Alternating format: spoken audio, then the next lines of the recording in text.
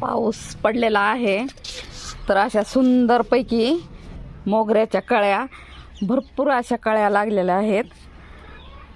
छानपैकी झाड हिरवगार असं फुटलेलं आहे मस्तपैकी.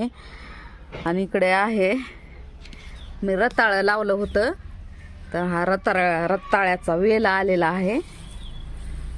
सुंदरपैकी असा रताळ्याचा वेल आलेला आहे. इकडं आहे हे आहे मिरचीचं झाड छोटं. इकडं पण मिरचीचं झाड मोठं लट आहे.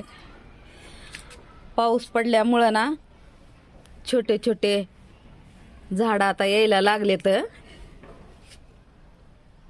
मस्तपैकी असं हे शेंगाचं झाड आहे.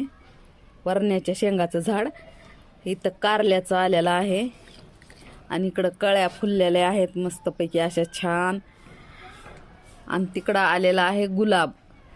गुलाबाला कळ्या पण लागल्यात आणि फुलं पण लागलेत.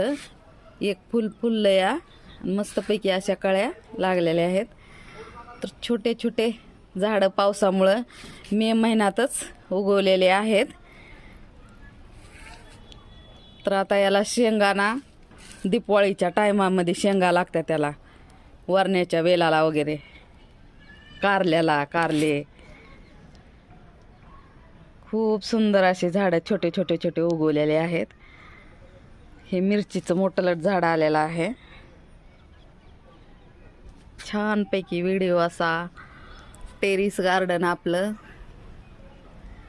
कसा वाटला व्हिडिओ? जर आवडला व्हिडिओ तर लाईक शेअर आणि कमेंट करा, सबस्क्राईब करा.